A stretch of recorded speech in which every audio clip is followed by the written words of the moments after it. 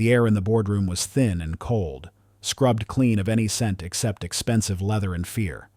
We were on the 80th floor of Thorn Tower, a steel and glass needle piercing the heart of the city's financial district. Below us, the metropolis sprawled like a circuit board, a silent testament to the kind of power that was concentrated in this very room. For 3 hours, we had been engaged in the final dance of a $2 billion deal. On my side of the massive obsidian table were myself and my 2 lead analysts, Liam and Maya. Our files were lean, our questions precise. On the other side sat Marcus Thorne and his entourage of 6, a collection of vice presidents and legal counsel who laughed a little too loudly at his dry jokes and agreed with his pronouncements a little too quickly. At the head of the table, Thorne himself presided. He was a man carved from granite and arrogance, dressed in a suit so exquisitely tailored it seemed to have been woven directly onto his frame. His reputation preceded him, a ruthless, brilliant titan of industry who had built his empire by crushing his competitors and bending the world to his will. His latest obsession, Project Prometheus, was no less ambitious, a network of orbital solar collectors that promised to solve the energy crisis. It was a world-changing idea, and it required a world-changing amount of capital. My capital. Finally, the last clause was hammered out. A collective sigh of relief went through Thorne's team. Smiles broke out. The tension that had held the room in its grip for hours finally seemed to dissipate, ready to be replaced by the triumphant pop of a champagne cork. "Well, Dr. James," Thorne said, his voice a low baritone that commanded attention, "it appears we have an agreement. Your fund's commitment will be the cornerstone of this venture." "It appears we do, Mr. Thorne," I replied, my own voice even. "Prometheus has the potential to be a legacy project for all of us." This was the moment. The symbolic consummation of months of due diligence, of sleepless nights for my team and endless pitches from his. This was where trust was formalized, where 2 massive forces agreed to align. It was a moment that called for a gesture older than any contract, a handshake. I stood, my movements deliberate. I was not unaware of the image I presented, a black woman in her 50s in a room dominated by pale male faces. My entire life had been a series of such rooms. I had learned long ago that my presence was in itself a statement. I smoothed the lapel of my jacket and extended my hand across the gleaming black table. "To the future," I said, my hand offered in partnership. Marcus Thorne looked at my outstretched hand. He didn't move. His gaze, a pair of icy blue chips, flickered from my hand to my face, then back again. A strange, almost imperceptible frown creased his brow. It was a look of faint confusion, as if he were trying to place a piece that didn't fit the puzzle before him. The celebratory atmosphere in the room froze, caught in the strange, suspended moment. His team watched him, their smiles faltering. My team watched me, their faces hardening into masks of professional neutrality. Then, with a small, dismissive wave of his own hand, he leaned back in his chair. "I don't shake hands with staff," he said. The silence that followed was absolute. It was a void so complete it seemed to suck all the air from the 80th floor. The 7 words hung in the space between us, stark and cold and utterly clear. Staff. He had looked at me, the woman who was about to write him a check for $2 billion, the woman whose name was on the letterhead of the fund he had been courting for 6 months and had classified me as an employee. An underling. My team bristled. I could feel Maya's indignation like a physical heat beside me. Liam's jaw was so tight I was afraid he might crack a tooth. But I felt nothing. Or rather, I felt a sudden profound clarity. In that single breathtakingly arrogant moment, Marcus Thorne had given me the final, most crucial piece of data my due diligence had been missing. He had revealed the fatal flaw, not in his project's technology or its finances, but in its leadership. I held my hand in the air for a beat longer, letting the insult settle, letting every person in that room understand what had just happened. Then slowly, with no hint of anger or embarrassment, I withdrew it. I turned my head slightly, not to Thorne but to Liam, who sat to my right. My voice when I spoke was perfectly calm. It did not carry the weight of insult, but the simple, dispassionate authority of a final command. "Liam," I said, "please update the Prometheus file." Liam looked at me, his eyes wide, waiting. "Investment status terminated. Effective immediately. Note the reason for termination: a fundamental lack of confidence in senior leadership." The void of silence shattered. It was as if a grenade had gone off in the room.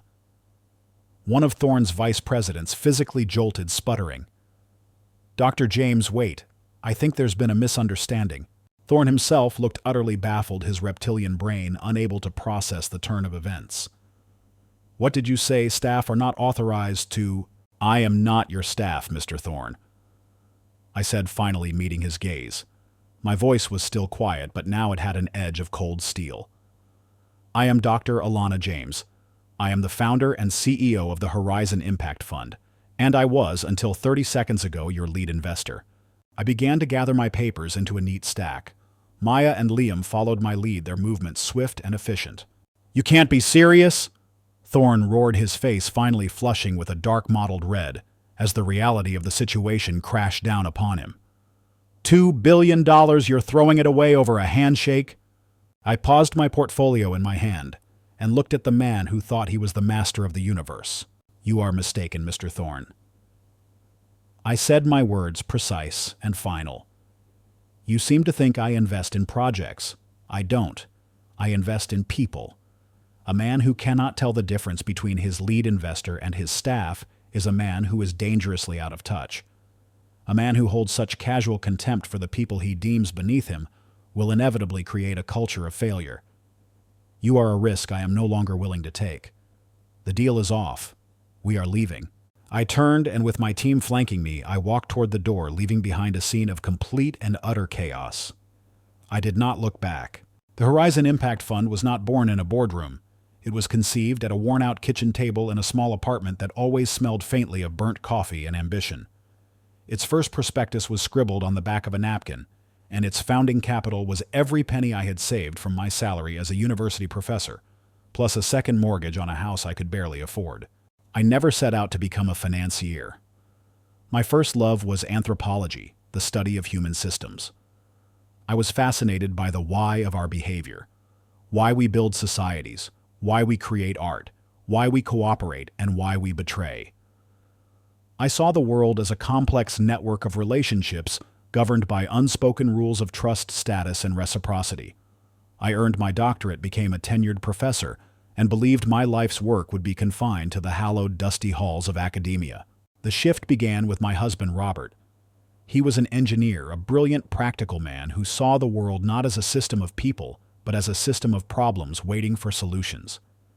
He developed a low-cost water purification system, a simple device that could save millions of lives in developing nations. It was elegant, effective, and revolutionary, and no one would fund it. We pitched it to dozens of venture capital firms. They were all the same rooms full of men in identical suits who would listen, politely praise the humanitarian aspect, and then ask where the 10x return on investment was. They saw no path to massive profitability, so they saw no value. They were looking for the next social media fad, not a solution to cholera. Robert grew disillusioned and eventually shelved the project, his spirit bruised. That experience ignited a new fire in me. I saw a fundamental flaw in the system. The most powerful engine for change in the modern world, venture capital, was overwhelmingly directed by a small, homogeneous group of people who valued profit above all else. They were funding solutions to their own problems, faster food delivery, more efficient ways to sell advertising, new distractions for the wealthy and bored. They weren't funding solutions for humanity. This, I realized, was an anthropological problem. The system was failing because the people running it lacked the perspective to see its full potential. They were investing in reflections of themselves. So I decided to build a new system. I left the safety of my tenured position, a decision my colleagues called professional suicide. I spent 2 years studying finance with the same obsessive focus I had once applied to my dissertation. I learned the language of term sheets, valuations, and exit strategies. I combined it with what I already knew about human systems. My thesis was simple. The character of a company's leadership is the single most important predictor of its long-term success. A brilliant idea led by a flawed individual will eventually fail. A culture of fear will stifle innovation. A leader who lacks empathy will not understand their customers. A leader who is arrogant will not see their own blind spots. Ethics were not a soft consideration. They were a core metric of risk analysis. This was the founding principle of Horizon Impact. We would seek out visionary ideas that had the potential for massive social good and significant financial return. But our due diligence would go deeper than the balance sheets. We would analyze the human system within the company. We would interview employees at all levels. We would assess the founder's integrity, humility, and vision, not just for their product, but for their people. We called it the character clause. The financial world laughed at me. I was dismissed as a naive academic, a social justice warrior playing with money. But I found a few early investors who were tired of the Silicon Valley echo chamber. Our first few investments were modest but successful. We funded a company using drone technology to deliver medical supplies to remote villages in Africa. We backed a startup developing affordable prosthetic limbs using 3D printing. We made money. Lots of it. It turned out that companies built on a foundation of respect and a clear moral purpose were more resilient, more innovative, and attracted better talent. My naive thesis was proving to be ruthlessly effective. Success built on success. Within a decade, the Horizon Impact Fund had grown from a napkin sketch into a $2 billion powerhouse. My character clause was no longer a joke. It was the secret sauce of our success. And it was that clause that was ringing like an alarm bell in my head as I walked out of Marcus Thorne's office. His project was brilliant, a perfect fit for our portfolio's mission. But the man himself, he had just failed the most important test of all. He had revealed his character in a single unguarded sentence, and in doing so had proven himself to be the worst kind of risk a leader who believed he was above the very people he needed to succeed. He hadn't just insulted me. He had violated the founding principle of my entire fund. Marcus Thorne was the kind of man who was regularly featured on the covers of magazines with titles like Forbes' Fortune and Wired. He was lauded as a modern-day Edison, a visionary who saw the future and bent the present to meet it. His keynote speeches at global economic forums were legendary events where he would stride onto a stark stage and without notes paint a dazzling picture of a world remade by his technology. He was by every public metric a great man. But in the back channels of the industry, in the quiet conversations held in hushed tones after a few drinks, a different picture of Marcus Thorne emerged. He was a corporate predator who had built his first fortune by gutting his partners' companies. He was a leader who managed through fear pitting his own executives against each other in brutal zero-sum games. He left a trail of brilliant but broken people in his wake. His philosophy was simple and absolute. The ends always justified the means. And his ends were always without exception about his own enrichment and legacy. His latest grandest ambition was Project Prometheus. And even I, a hardened skeptic of messianic tech billionaires, had to admit it was a masterpiece of vision. The concept was audacious, a constellation of thousands of geosynchronous satellites that would collect solar energy in space, converting it into focused microwave beams to be sent down to terrestrial receiving stations. It was a clean, limitless 24/7 source of power. It would end the world's reliance on fossil fuels, halt the progress of climate change, and lift entire nations out of poverty. It was a project that could quite literally save the world. It was also a project that would cost an estimated $50 billion to bring to life.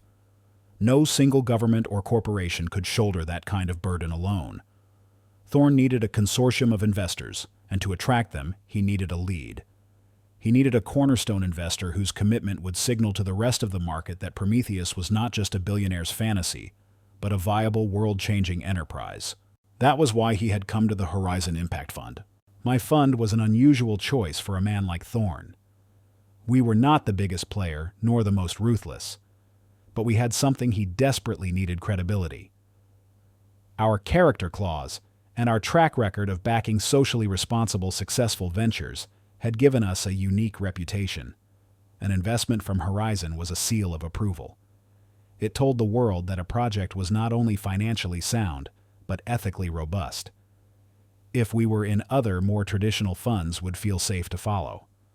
A $2 billion commitment from us was the key that would unlock the other $48 billion for him. The moral calculus of the decision had been the subject of the most intense debate in our fund's history. Maya had been against it from the start. "The man is a snake, Alana," she had argued. "A snake who builds a beautiful cage doesn't stop being a snake." Liam, ever the pragmatist, had seen it differently. "But what a cage, Maya. Clean energy for the entire planet. At some point, don't we have to accept that flawed people can produce flawless results? Do we let the perfect be the enemy of the good?" I had been the tiebreaker. I was not naive about Marcus Thorne. I had read the horror stories, but I had also seen the science behind Prometheus, and it was sound. The potential upside for humanity was immeasurable. My anthropological training taught me that great leaps forward are often driven by difficult, complicated people. I believed we could structure the deal in a way that would insulate the project from Thorne's worst impulses.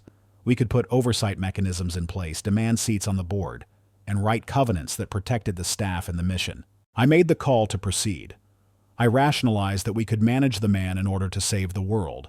It was a risk, I knew, but it felt like a necessary one. I was willing to hold my nose and work with a devil if it meant delivering a heaven for everyone else. It was a beautiful, noble idea. And it was predicated on one fundamental, fatally flawed assumption, that Marcus Thorne saw us as partners in his grand vision. That he saw me, Dr. Alana James, as an equal whose credibility he needed and whose capital he required. I had walked into that boardroom believing I was a cornerstone of his project. He had looked at me and seen a staff member. It wasn't just an insult. It was a revelation. A man so blinded by his own biases could never be managed. A man who couldn't even identify the most important person in the room could not be trusted to lead the most important project in the world. My gamble hadn't been on the technology. It had been on the man. And in 7 short words, he had shown me with absolute certainty that I had lost the bet before the cards were even fully dealt. Due diligence at my fund is a 2-pronged spear. The first prong is Liam's domain, the world of numbers, projections, and cold hard data. For 6 weeks, he and his team of analysts burrowed deep into the guts of Project Prometheus. They stress-tested the financial models, they cross-examined the engineering schematics, and they built elaborate risk assessment matrices. They emerged from their data cave blinking in the light with a unanimous conclusion. It's pristine, Alana. Liam reported, his voice filled with a rare kind of reverence. The math is sound. The science is revolutionary. The supply chain is robust. If everything goes according to these projections, the IRR will be astronomical, to say nothing of the ESG impact. On paper, this is the most perfect deal I have ever seen. The project was a fortress of logic, seemingly unbreachable. But my work, the second prong of our spear, was to walk the grounds of that fortress and look for the human cracks in the walls. While Liam's team was analyzing numbers, I was analyzing people. My process is quieter. It involves off-the-record coffees, discreet phone calls, and leaning on a network of contacts I've cultivated over 20 years. I find the people who have left an organization and listen to their stories. Resumes tell you about a company's successes. Resignations tell you about its soul. The ex-employees of Thorne Industries were not hard to find. There were many of them. The first red flag was the sheer volume of non-disclosure agreements he had used. He was a man who paid for silence. But a few now senior figures at other firms were willing to talk, provided I guaranteed their anonymity. A former head of R&D, a man with a string of brilliant patents to his name, told me a story over a crackling phone line. We had a breakthrough on the microwave focusing array, he said, his voice still edged with a decade-old bitterness. A junior engineer, a kid fresh out of MIT, came up with an elegant solution that saved us millions. Marcus was in the room for the presentation. He listened, nodded, and said nothing. A month later, he was on stage at Davos presenting the kid's work as his own epiphany. He never mentioned the engineer's name. That kid quit a week later. Marcus didn't build his company on innovation. He built it on appropriation. I spoke to a woman who had been Thorne's VP of operations for 5 years. She was a powerhouse, sharp and unsentimental. He doesn't see women as strategic thinkers, she told me, her voice flat. He sees us as organizers. He called me his secret weapon for keeping the trains running on time. In meetings with outside partners, he'd interrupt me to ask me to get coffee for the room. Not an assistant. Me. It wasn't about the coffee. It was about reminding everyone who had the power. I left when I realized the highest I could ever rise was to the position of his most efficient servant. The stories formed a damning mosaic. He was a leader who inspired fear, not loyalty.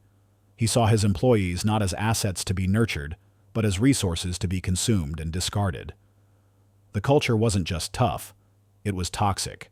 I brought my findings to Liam and Maya. We sat in our own conference room, a world away from Thorne's sterile tower, the walls covered in the hopeful images of our successful projects. This is a massive liability. Maya argued, her hands clasped around a mug of tea. The entire project depends on thousands of people working together flawlessly for years. People who are scared and demoralized cut corners. They don't report problems. A toxic culture in a project this complex isn't just unpleasant, it's a catastrophic failure point waiting to happen. The culture isn't what we're buying, Liam countered, ever the pragmatist. We're buying the intellectual property, the patents, the science. These are personnel issues. Once we're on the board, we can force changes. We can implement oversight, create anonymous reporting channels, protect the key engineers. You can't cage a monster, Liam, Maya shot back. You can only hope it eats you last. They both looked at me. I was the tiebreaker, caught between the pristine, seductive logic of the numbers and the ugly, undeniable truth of the human cost. I knew Maya was right about the risk. A chain is only as strong as its weakest link, and Thorne's leadership was creating thousands of them. But the sheer scale of Prometheus's promise was intoxicating. Could I really walk away from a chance to solve climate change because the man in charge was a despicable human being? My own principles were at war with each other. The anthropologist in me saw the flawed human system, but the financier in me saw the flawless numbers, and the idealist in me saw a better world. I made the decision. We proceed to the final meeting. I said, my voice more confident than I felt. The risk is significant, but the potential reward for the world is greater. We will insist on board seats and strong governance clauses. We can build a firewall between Thorne's ego and the project's execution. It was a calculated risk. I was betting that our influence, our capital, and the force of our ethical reputation could contain the rot at the core of the project. I was betting that Marcus Thorne, for all his arrogance, was rational enough to not sabotage his own legacy. I was betting that he saw the world through the same lens of logic and consequence that I did. I was wrong. Thorne Tower was designed to make you feel small. The lobby was a cathedral of marble and glass so vast that the sound of our footsteps echoed into the vaulted ceiling. A severe-looking receptionist directed us to a private elevator, and we ascended the 80 floors in a silent pressurized tube that felt like a launch into orbit. When the doors opened, we stepped not into a hallway, but directly into the antechamber of the boardroom. The air was chilled to a precise, inorganic temperature. We were led into the room by a woman who introduced herself as Thorne's executive assistant. The room itself was exactly as I had pictured it, a temple of corporate power. A single monolithic table of polished black stone dominated the space, surrounded by severe leather chairs. One entire wall was a sheet of glass offering a god's eye view of the city below. There were no paintings on the walls, no plants, no personal effects. It was a space stripped of humanity, designed for the sole purpose of transaction. Thorne and his team were already seated. He sat at the head of the table, a king holding court. He did not rise when we entered. He simply nodded, a gesture of acknowledgement so minimal it was almost an insult. "Dr. James," he said, his voice flat. "Glad you could make it." "Mr. Thorne," I replied, taking my seat opposite him. Liam and Maya sat on either side of me, opening their portfolios with quiet efficiency. The meeting began. For 3 hours we went through the motions, confirming the final points of the agreement. It was a formality, a performance for the lawyers and executives in the room. The real work had already been done. My team was sharp, fielding last-minute questions with the precise data we had spent weeks compiling. Throughout the meeting, I watched Thorne. He was not an active participant. He would lean back, steepling his fingers, letting his subordinates handle the details. But his presence dominated the room. He would occasionally interject with a sharp, cutting question, often designed not to elicit information, but to demonstrate his own intellectual superiority. He treated his own team with a casual disdain, cutting them off mid-sentence or rolling his eyes at their explanations. They in turn fawned over him, their faces a mixture of terror and adoration. The toxic culture I had heard about was on full display. The subtle slights directed at me and my team were constant. He would listen to a complex financial projection from Liam, and then turn to me and say, "I'll assume your numbers man can vouch for this," as if I were incapable of understanding the math myself. The most telling moment came midway through the meeting. We were discussing the timeline for the first phase of development. Maya, who holds a master's degree in aerospace engineering from Stanford in addition to her MBA, was outlining a potential bottleneck in the supply chain for the photovoltaic converters. She was articulate, her argument supported by a wealth of data. Thorne listened with a look of detached boredom. When she finished, he didn't address her point. Instead, he looked at her and said, "Sweetheart, could you get one of the girls outside to bring us a fresh pot of coffee? This is getting a bit dry." The air crackled. Liam stiffened beside me. Maya's face became a perfect blank mask, but I could see the fury burning in her eyes. It was a classic power play, a move designed to diminish and humiliate. He wasn't just dismissing her expertise. He was demoting her in front of everyone to the level of an assistant.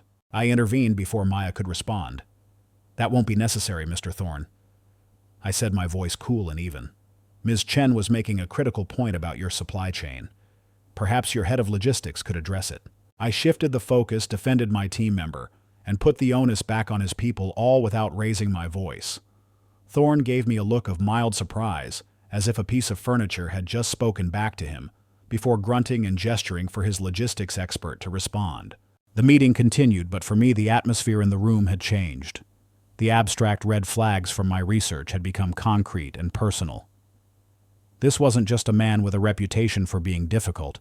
This was a man whose contempt for others was a fundamental part of his operating system. He was incapable of seeing the value in anyone but himself. My carefully constructed justification for the investment began to feel thin, naive. The firewall I had imagined building between his ego and the project's execution now seemed like a laughable fantasy. His ego was the project. We reached the end of the agenda. The lawyers nodded, the executives on Thorne's side of the table beamed with relief. The deal was done. All that was left was the symbolic gesture, the handshake. As the room filled with the false bonhomie of a concluded negotiation, I felt a growing sense of dread. I felt like a character in a Greek tragedy, marching knowingly toward a fate that had been sealed long before I ever stepped into the room. The murmur of concluded business filled the room. The lawyers on both sides were packing their briefcases, their work done. Thorne's executives were leaning back in their chairs, a palpable sense of triumph radiating from them. They had landed the big one. They had secured the cornerstone. The champagne was no doubt already on ice. I stood up. The movement was slight, but in that room it drew every eye. This was the final piece of the ritual, the moment that would transform a mountain of paper into a partnership. It was the symbolic gesture that would set $2 billion in motion. I smoothed my jacket and extended my hand. "To the future," I said, my voice steady. And then it happened. The moment that crystallized every abstract fear, every whispered warning, every flicker of doubt into a single hard, undeniable truth. Marcus Thorne looked at my hand, as if it were a strange, unidentifiable object placed on his table. He looked at my face, and the look was not one of recognition, but of classification. He was sorting me into a category, filing me away in the vast hierarchical cabinet of his mind. And then he leaned back away from my offered hand and delivered his verdict. "I don't shake hands with staff," he said. In the ringing silence that followed, my mind did not recoil in anger. It did not register the sting of insult. Instead, it went into the mode I had trained it for over decades: analysis. The anthropologist within me took over, observing a fascinating, if catastrophic, social interaction. Data point 1. My mind cataloged. The subject is unable to identify the principle of a $2 billion investment. He perceives a black woman in a position of power, and his cognitive bias defaults to a subordinate role. This indicates a severe perception-reality mismatch. I thought of the brilliant female VP who was asked to get coffee. This was not an anomaly, it was a pattern. Data point 2. The statement was made publicly with zero regard for the social or professional context.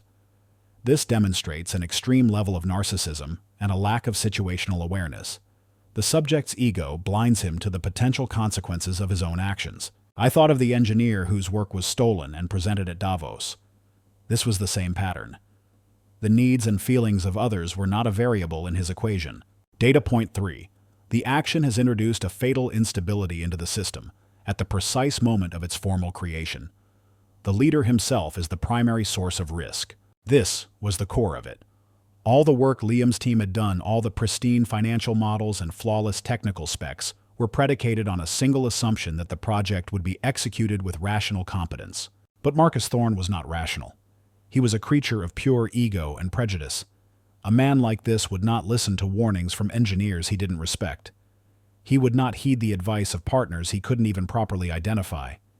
He would surround himself with sycophants who would never dare to bring him bad news. And in a project as complex and ambitious as Prometheus, a project with 1,000 potential failure points, That kind of leadership wasn't just a risk. It was a guarantee of disaster. My hand was still in the air. The insult had been delivered, and now the insult was old. I was no longer an offended party. I was an investor who had just witnessed the lead asset of a potential acquisition spontaneously combust. My decision was not an emotional response. It was a fiduciary duty. I drew my hand back, my movement measured and unhurried. I turned to Liam. His face was a thundercloud. I gave him a look that was barely a nod, a signal to trust my lead. Liam, I said, and my voice was the calm, clear voice of a CEO making a difficult but necessary call. Please update the Prometheus file. Investment status terminated. Effective immediately. Note the reason for termination, a fundamental lack of confidence in senior leadership. The sputtering started first. Dr. James, wait, I think there's been a misunderstanding. One of the VPs began, his face a mask of panic, but it was Thorne's voice that cut through thick with confusion and rage. He was still trying to process the event through his warped lens. What did you say? Staff are not authorized to terminate agreements. His words were a gift. They were the final perfect confirmation of my analysis. He still didn't get it. He never would. I am not your staff, Mr. Thorne. I said, my voice quiet, but it carried the weight of the $2 billion that had just vanished from his grasp. I am Dr. Alana James. I am the founder and CEO of the Horizon Impact Fund, and I was, until 30 seconds ago, your lead investor. I stood and picked up my portfolio. You can't be serious? He roared, finally understanding. $2 billion, you're throwing it away over a handshake. I looked at him, a specimen of a man so insulated by wealth and power that he had lost the ability to see the world as it truly was. A handshake. Mr. Thorne is a symbol of partnership and mutual respect. You have just demonstrated that you are incapable of both.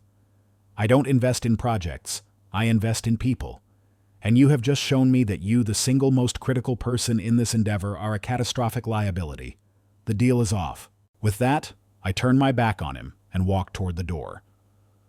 The sound of his enraged shouting and the panicked apologies of his team followed us out, but they were just noise now. The signal had been received, the data analyzed, and the conclusion reached. The case was closed. For a moment after my final sentence, the only sound in the room was the faint electronic hum of the climate control system. Then the dam of decorum broke, and the chaos I had been anticipating flooded the room. You can't do this. A man in a pinstripe suit, Thorne's CFO, I recalled, yelled, his face paling. The preliminary agreements are signed. We have a commitment that was contingent upon the successful conclusion of this meeting. Ben Carter's voice cut in smooth as glass. I had almost forgotten he was there, a silent observer from a corner chair. He now stood a bulwark of legal calm. And this meeting, by any reasonable standard, has not been successful. There will be no further action on our part. Marcus Thorne himself seemed to swell with a volcanic rage. The veins in his neck stood out like cords. You'll be hearing from my lawyers. I'll drag your little fund through every court in the country. I'll ruin you, he bellowed, pointing a trembling finger at me. It was the desperate threat of a king whose crown had just been melted down before his eyes. You are welcome to try, I said, my voice quiet. I didn't need to raise it. The power in the room had already shifted.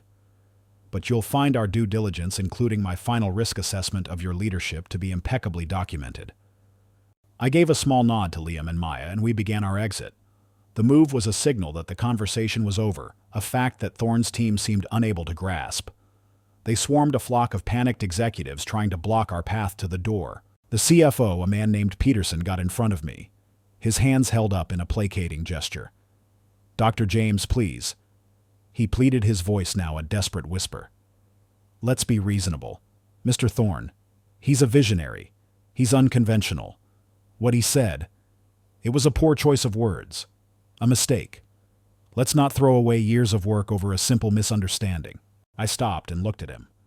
I saw the genuine panic in his eyes, the terror of a man who could see his career, his company's future evaporating in real time. But he was still trying to sell me a lie. Mr. Peterson, I said, and all the warmth had gone from my voice. Let me be perfectly clear. It was not a misunderstanding. It was a moment of absolute clarity. It was an unfiltered look at the character of the man you work for. My fund is built on the principle that character is the bedrock of any successful enterprise. Your foundation is rotten. There is nothing more to discuss." His face fell. He knew it was over. He stepped aside. We walked out of the boardroom, leaving the shouting and chaos behind us. The heavy doors swung shut, muffling Thorne's continuing tirade. We walked through the antechamber and into the private elevator, the three of us and Ben.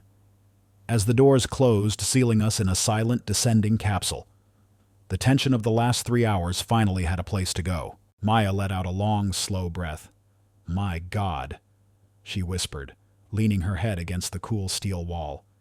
He actually said it. Staff. I still can't quite believe it. "I can," Liam said, his voice tight. He was looking at me, his expression a mixture of awe and relief. Thank you, Alana, for doing that. I was ready to walk out after the sweetheart comment. "It wasn't a choice, Liam," I said, looking at my reflection in the polished doors. "It was the only possible outcome based on the data. He gave us no alternative." "Still," Ben Carter added, adjusting his tie, "it was the most expensive 7-word sentence I've ever witnessed. You handled that perfectly." I didn't feel perfect. I didn't feel triumphant. As the elevator continued its smooth, silent descent, I felt a wave of profound disappointment. It wasn't for the loss of the deal or the wasted time. It was for the loss of the project itself. "The world lost something important today," I said quietly. "Prometheus was a brilliant idea. It had the potential to do so much good, and it's all going to die on the hill of one man's breathtaking arrogance. That's the real tragedy here." The elevator doors opened onto the vast empty marble of the lobby. We crossed the echoing space and pushed through the heavy glass doors, stepping out into the late afternoon sun and the roar of city traffic. The air was warm and thick with the smell of street food and exhaust fumes. It was real. It was chaotic. It was human. We had left the cold, sterile kingdom of Marcus Thorne and returned to the world we were trying to fix. And I knew with a certainty that settled deep in my bones that the aftershock of what had just happened on the 80th floor was only just beginning to ripple through it. I had instructed my team to maintain complete radio silence. We walked away from Thorne Tower and did not look back. But I knew a vacuum of that magnitude, a $2 billion vacuum, would not remain empty for long. The story broke just before the markets opened the next morning. My phone, which I had placed on the nightstand, began to vibrate with a low, insistent buzz. It was an alert from the Wall Street Journal. The headline was stark: "Prometheus in Peril Horizon. Fund pulls $2 cornerstone investment in Thorne's orbital energy project." I read the article in the gray light of dawn. It was as expected, a masterpiece of spin clearly fed to the journalist by Thorne's camp. Sources close to the negotiations. The article read, described the final meeting as tense, with Horizon's CEO Dr. Alana James reportedly raising new 11th-hour concerns. Another source cited a fundamental clash of personalities and described Dr. James's final decision as abrupt and emotional. Emotional. The classic lazy dismissal used to undermine a woman in a position of power. I had seen it 1,000 times.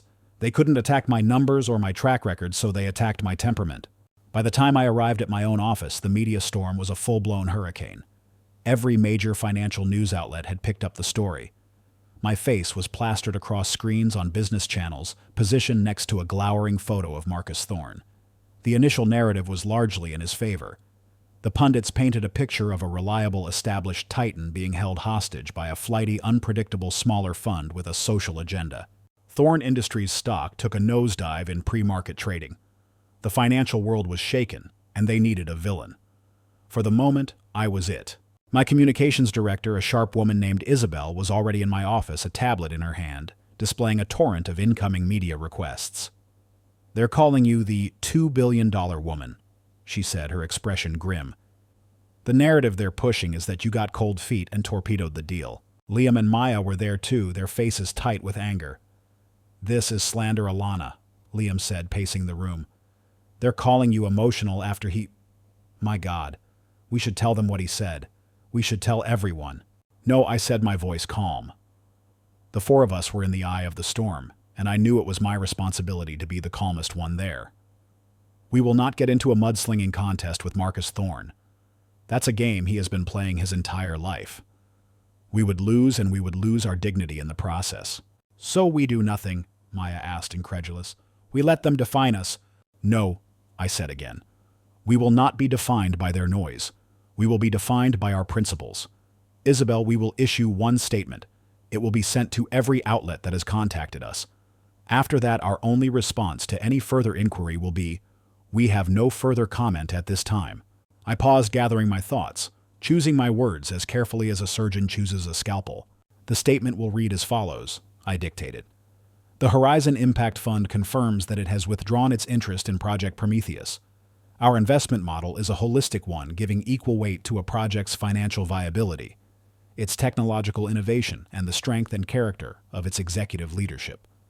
After a final round of due diligence, we concluded that the project did not meet all of our core investment criteria. We wish Mr. Thorne and his team well in their future endeavors. Isabel typed, then read it back to me. It was perfect. It was professional, dispassionate, and utterly devastating in its implications. It didn't mention the handshake. It didn't mention the insult. It didn't need to. The key phrase was the strength and character of its executive leadership. To the general public, it would sound like standard, polite corporate jargon, but to the financial world, to the venture capitalists on Sand Hill Road, to the bankers in London and Tokyo, to every executive who had ever been in a room with Marcus Thorne, it was a perfectly aimed shot. It was a dog whistle that would be heard by everyone who mattered. It told them without saying it. The stories you have heard about this man are true. We have confirmed it. The risk is not in the technology. The risk is the man himself. Send it, I said to Isabel. Within an hour of our statement hitting the wires, the tone of the coverage began to shift.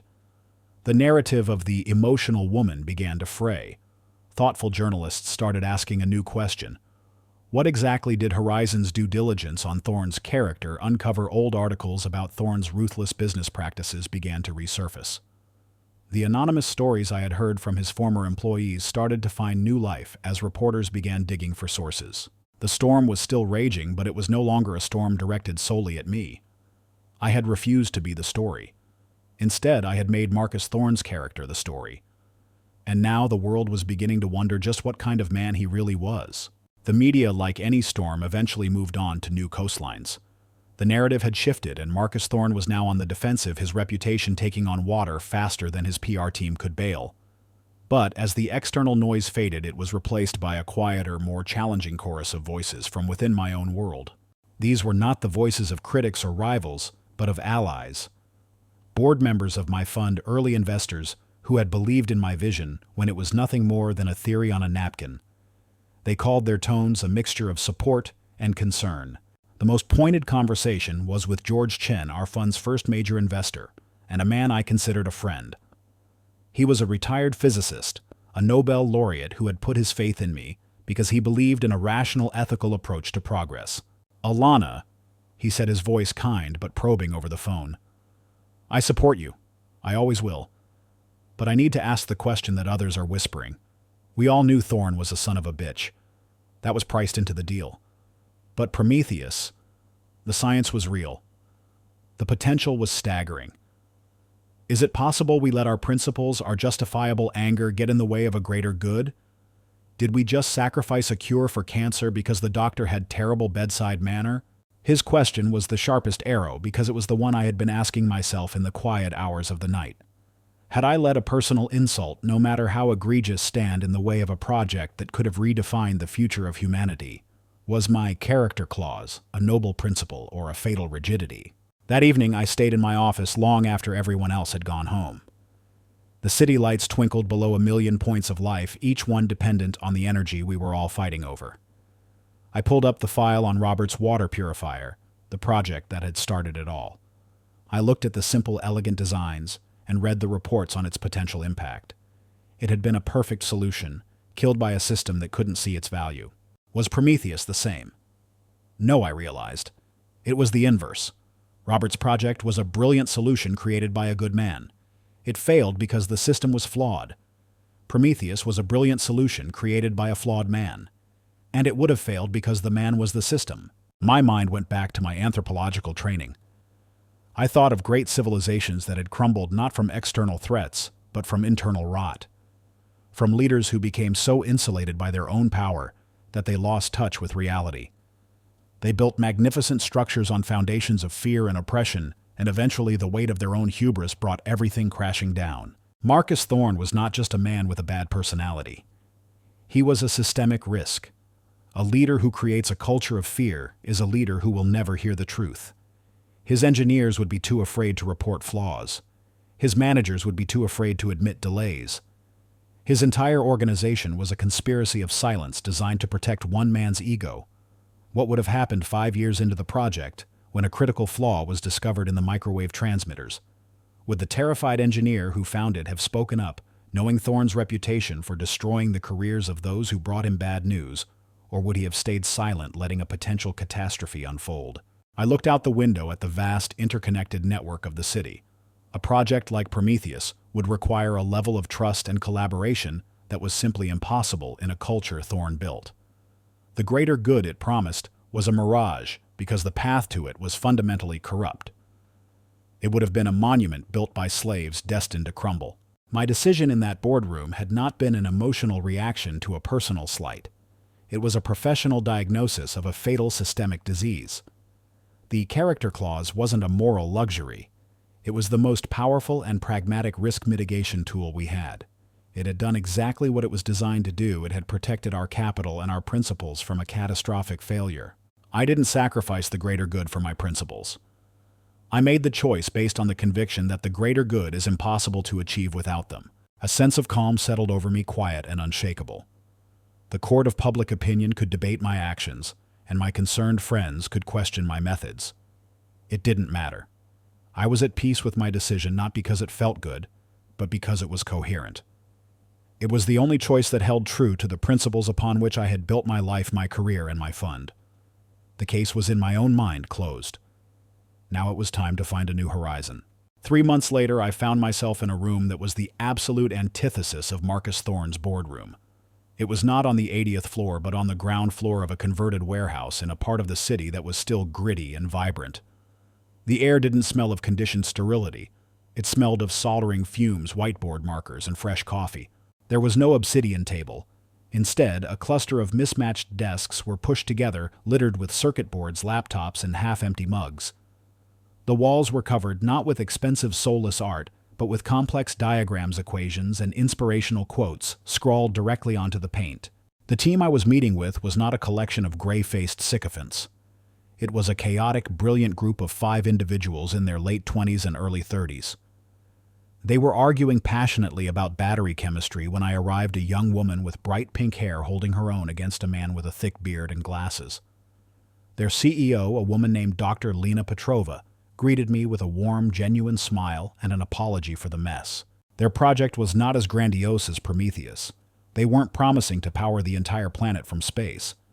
They were working on something smaller, but in its own way, just as revolutionary.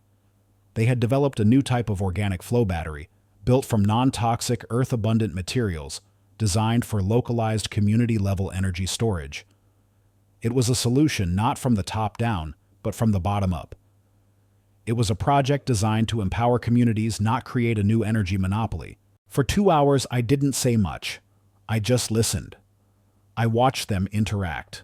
They challenged each other. They interrupted. They laughed. They built upon each other's ideas. There was no fear here. There was no rigid hierarchy. There was only a deep, abiding mutual respect for each other's intellect. They were a healthy, thriving human system. Liam, who had initially been skeptical about this smaller-scale project, was furiously taking notes, a look of excitement on his face. Maya was engaged in a deep technical discussion with the pink-haired engineer, her face animated with intellectual curiosity. This was what a real partnership looked like. At the end of the meeting, Dr. Petrova looked at me, her expression hopeful, but nervous. "So," she said, "that's our vision. We know it's not as flashy as some projects, but we believe it can make a real difference." "It's more than a vision, Dr. Petrova." I said, a genuine smile forming on my face. "It's a viable, robust, and deeply necessary solution." I stood up, and so did she. It was the end of the meeting, the moment for a decision. The memory of that other room, that other offered hand flashed in my mind, but it was like a scene from a distant film. It had no power here. I extended my hand across the cluttered desk. The Horizon Impact Fund would be honored to lead your Series A funding round. We're prepared to make an initial commitment of $200 million to help you scale. The breath went out of her in a rush. Her team standing behind her erupted in a chorus of whoops and gasps of disbelief. But Lena Petrova just looked at me, her eyes shining with unshed tears of joy and relief. She took my hand and her grip was firm, her palm warm. The handshake wasn't a corporate formality. It was a human connection. It was a promise. It was trust given and received. In that simple, quiet gesture, the entire ordeal with Marcus Thorne was not just put to rest, it was redeemed. I hadn't lost a $2 billion investment. I had liberated it. It was no longer held hostage by one man's ego, but was now free to flow like the energy in their batteries to where it was truly needed. We would fund this team and a dozen others like them. Looking at the hopeful, brilliant faces in this cluttered, chaotic room, I knew this was what the Horizon Impact Fund was truly for. It was not for chasing grandiose fantasies in the cold, empty towers of broken men. It was for this. For finding the sparks of genius in garages and warehouses and providing the fuel to help them grow into a fire that could warm the world. This was the future, and it was just beginning.